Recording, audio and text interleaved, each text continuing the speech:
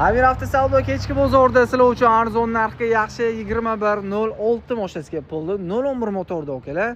Mashina holati yaxshi holatda, 0.7 oynabak o'ylab qo'yilgan, to'rtta yaxshi yangi yumshoq bo'lganlargacha ham qo'yib qo'yishdi. Salon holatlarini ham ko'rishingiz mumkin. Salonlar ham yaxshi holatda, mashinaga yaxshi xil ko'rib bo'la solingan PNRdan yaxshi magnitofon kolonkalargacha ham uстановка qilib qo'yishdi. Temir gaz balon, GP ruxsatnomalarigacha ham bor. 50 partiyada sizlar xohlagan dokument bo'ladi. Egalarini o'zida kraskasiga keladigan bo'lsa akalar, okamiz ham tosh bilmas ekanlar. Tomdan pastida e'tibetlarda kraskalar bor.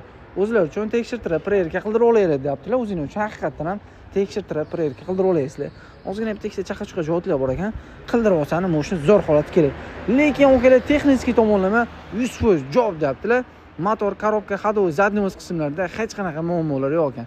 Narxini okalar sizlar olib mazza qilib minishingiz uchun $1250 baholandi. 86-yil 2106 mashinasi.